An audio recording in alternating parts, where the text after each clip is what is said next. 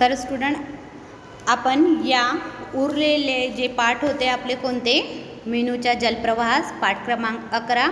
आपण पहिल्या व्हिडिओत आपण इथपर्यंत, कुठे थांबा 2 मिनिट की,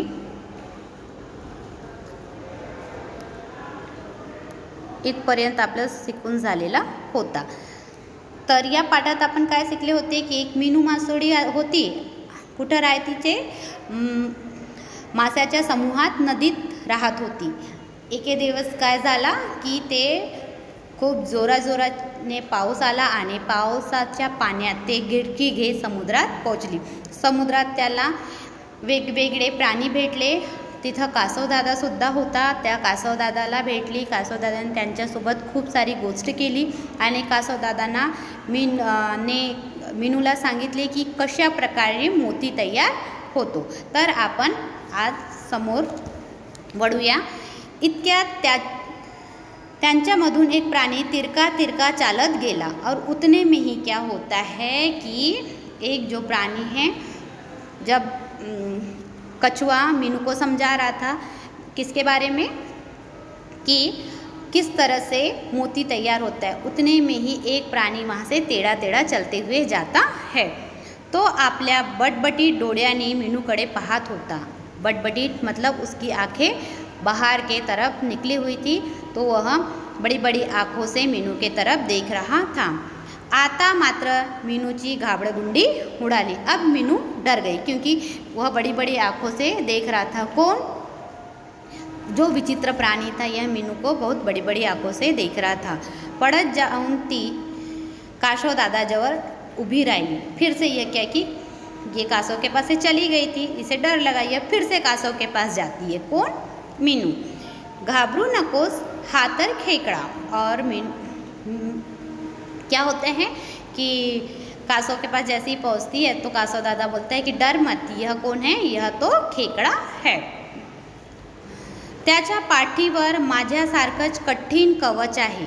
कवच पता है ना, एक जो शेल होता है ये बहुत कठोर रहता है. कठोर मतलब कड़क होता है जो उसके पीठ पे होता है. और ऐसा ही कवच कछुओं पर भी होता है. क्यों? क्योंकि वह कवच के द्वारा उनका संरक्षण होता है, उनकी रक्षा होती है. त्यामुळे शत्रु त्यांच्यावर हल्ला करू शकत नाही. किस पर? खेकडा पे और कछुए पे. याला 6 तर कधी 8 पाय असतात आणि खेकड्याला कधी 6 पाय असते तर कधी 8 पाय असते. तरी पण बट्याला सरळ मात्र चालता येत नहीं. फिर भी क्या होता है, इसको 6 और 8 पैर है, फिर भी इस खेकड़े को सीधे चलते नहीं आता. आपने देखा होगा किसी के यहाँ अभी खेकड़ा वगैरह निकलेगा बारिश के समय में, तो बारिश में जब खेकड़ा निकलता है तो देखना आप वो टेढ़ा ही चलता है, जबकि उसको 6 और 8 पैर होते हैं. किसी को 6 होते, किसी को 8 होते, फिर भी वह बराबर नहीं चलता. तोंडाजवळ 2 नांग्या असतात, त्यामुळे त्याचे संरक्षणही होते व त्याला भक्ष्यही पकड़ता येतात.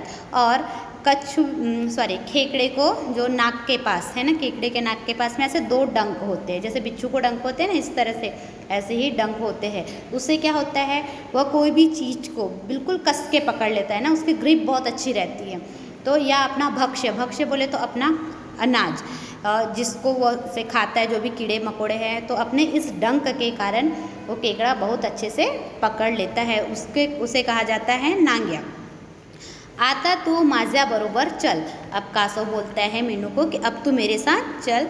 आपण खूब दूर व खूब खोल जाऊ. अब तू मेरे साथ चल. अब मैं तुझे कहाँ ले जाता हूँ? बहुत दूर और खूब खोल अंदर में लेके जाता हूँ. तेथे खूब अंधार असेल. वहाँ पे क्या होगा? अंधेरा होगा. कारण इतक्या खोलवर प्रकाश पोचतच नाही. कारण जहाँ मतलब समुद्र की गहराई बहुत ज़्यादा रहती है और उतने अंदर में सूर्य का प्रकाश नहीं पहुँच पाता है. काही माशाच्या अंगातून उजेर बाहेर पड़तो और कुछ मछलियों के शरीर से प्रकाश निकलता है. जैसे आपने जुगनू देखा, जुगनू रात के समय उजाला करता है, वैसे ही कुछ मछलियों में से भी अलग प्रकार से उजाला होता है. चल येतेस गंमत बघायला. और यहाँ पे जो कासव दादा है मीनू मछली को कहता है, आ रही है कि मेरे साथ बोले गम्मत देखने, मज़ा देखने, ठीक है। नको रे बाबा, घाबरून मीनू म्हणाली, क्या बोलती है, नको रे बाबा, घाबरून मीनू म्हणाली, मला माझ्या आईकडे जायचं आहे. आणि आता मीनू काय म्हणते की नाही बा, आता मला माझ्या आईकडे जायचं आहे, कारण आता त्याला त्याची आईची आठवण आलेली होती.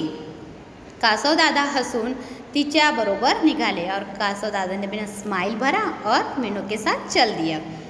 वाटेत ठिकठिकाणी जाड़ी सोडलेली होती और रास्ते में, कहाँ जा रही थी अब मीनू, नदी में जा रही थी. तो रास्ते में बहुत सारे देखना कि जब खेतों में भी अगर पानी रहता है, नाले नदियों में भी, तो बीच बीच में जाल लगाई जाती, क्यों, मछली पकड़ने के लिए. तो यहाँ पर भी बीच बीच में लोगों ने जाल डाल के रखे थे.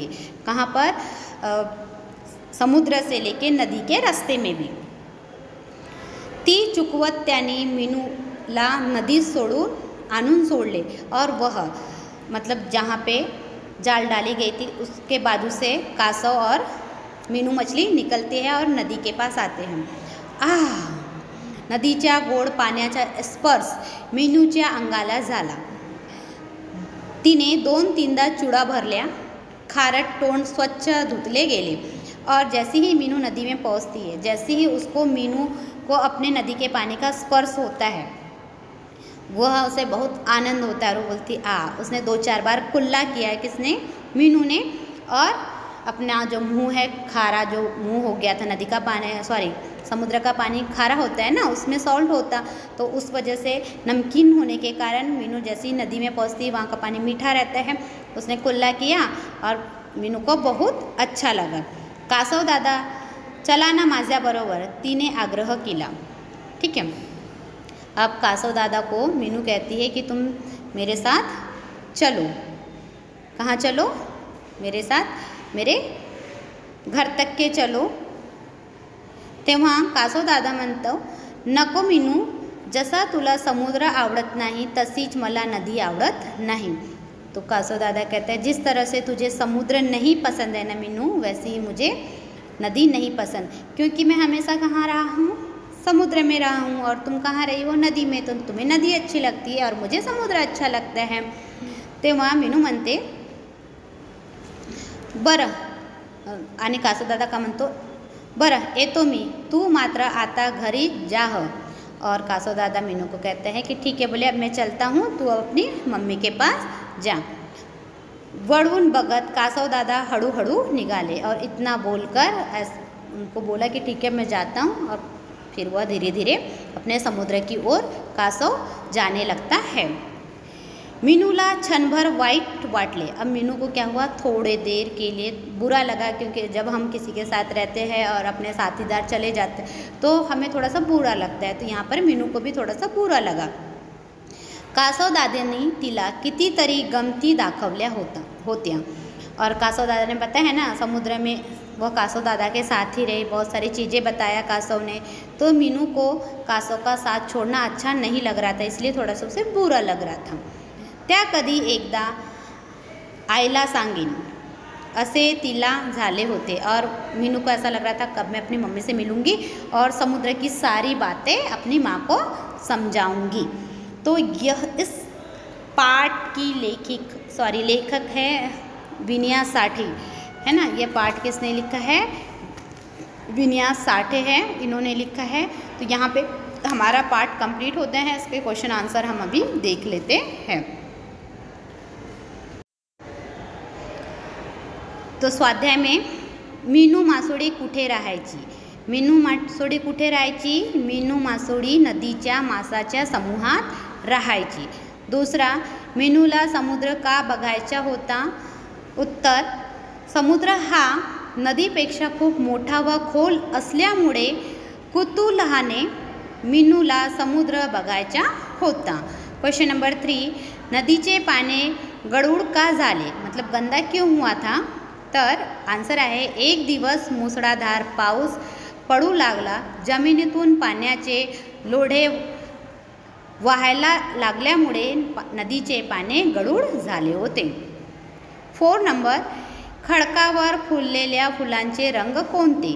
तर खडकावर लाल, गुलाबी, अंजिरी हे खडकावर फुललेल्या रंगाचे रंग होते. Question number 5.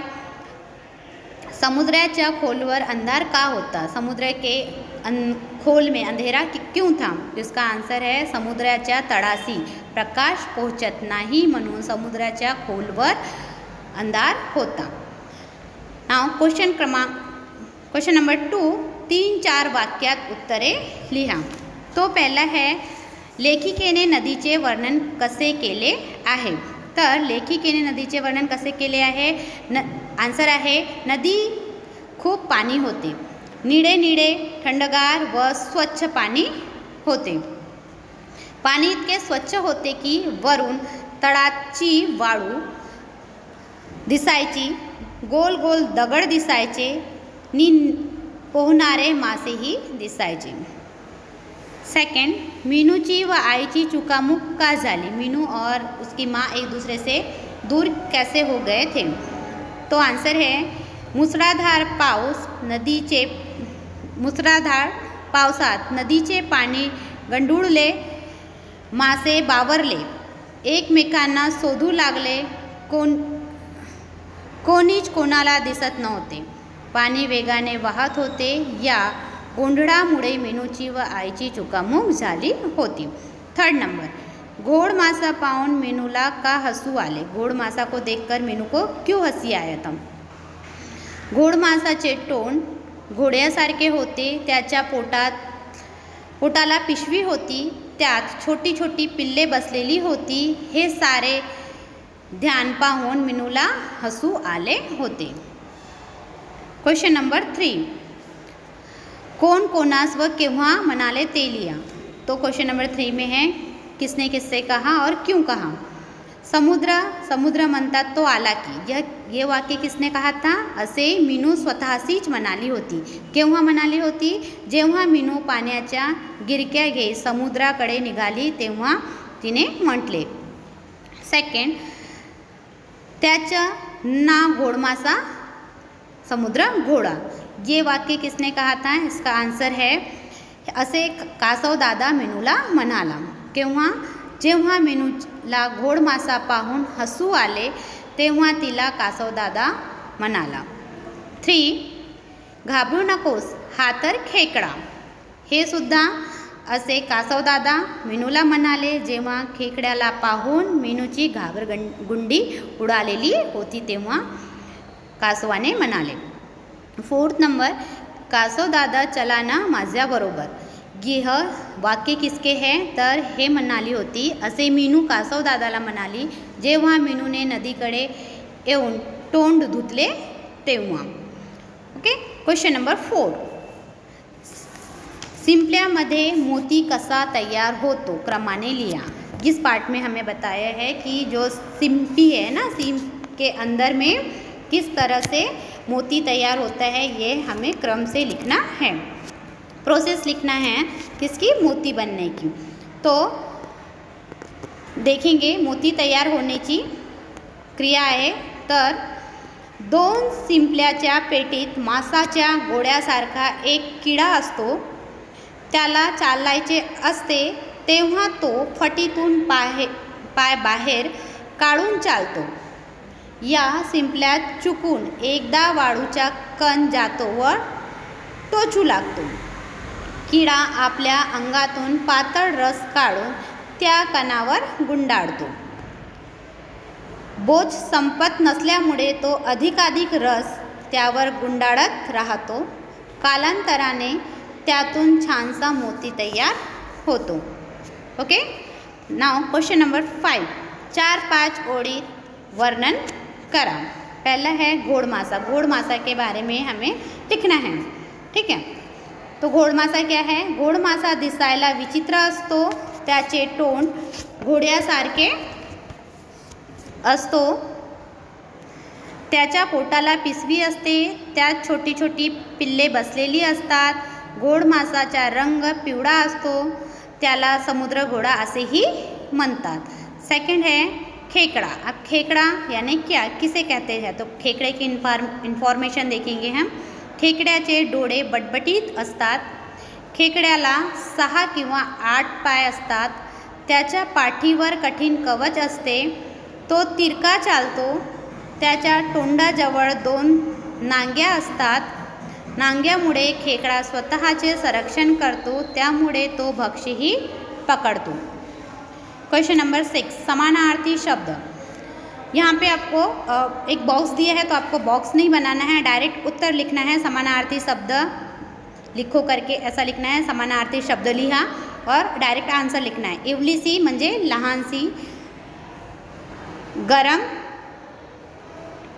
का होता है उष्ण. दूर, लांब. 4th नंबर मोठे, प्रचंड. फिर ये अ नंबर था क्वेश्चन नंबर 6 का. ब, विरुद्धार्थी शब्द लिहा. टणक अपोजिट मऊ. लहान अपोजिट मोठे. अंधार अपोजिट प्रकाश आणि मासे अपोजिट मागे अपोजिट पुढे. क्वेश्चन नंबर 6 सॉरी कुछ क्वेश्चन आगे पीछे हो गए हैं, इसको ठीक कर लेंगे आप, है ना. ऊपर में 6 डाल देंगे, नीचे में 7 डाल देंगे. एवढीशी सारखे आणखी शब्द लिहा. एवढीशी जैसे शब्द है वैसे है. एवढीसी, लहानसी, छोटीसी, थोडीसी. ठीक है. नाउ क्वेश्चन नंबर 8, जोड़ियाँ लावा. जोड़ियाँ लगाना है. मीनू, इवलीसी, पानी, खारट, डोळे बडबडीत और पाऊस मुसळधार. क्वेश्चन नंबर 9, पुढील वाक्यातील काळ ओळखा. अब यहाँ पे आपको टेंस पहचानना है कि कौन सा वाक्य कौन से टेंस में कहा गया है. 3 प्रकार के टेंस है ना, वर्तमान, भूत और भविष्यकाल. ठीक है. तो सूर्य पूर्वेला उगवतो. सूर्य पूर्वेला उगवतो मतलब रोज उगता है, मतलब वर्तमान काळ. मला लाडू आवडला, मुझे पसंद आया, है ना, मुझे पसंद आया, भूतकाळ. आईचा स्वयंपाक झाला होता, भूतकाळ. मी गावाला जाईन, भविष्यकाळ. तू का रडतेस, वर्तमान काळ. 6, मी पोहायला शिकणार आहे, भविष्यकाळ. क्वेश्चन नंबर 10, कंसातील वाक्य पुढील वाक्यात योग्य ठिकाणी वापरून वाक्य पुनः लिया. यहाँ पे कुछ ब्रैकेट में शब्द दिए हैं, आपको देखना है और यहाँ जैसे मैंने लिखा है आपको अपने कॉपी में लिख लेना है. आई होप आपको लेसन नंबर 11 मीनूचे जलप्रवास समझ में आ गया होगा. हम नेक्स्ट चैप्टर में फिर से मिलेंगे. Okay bye, God bless you.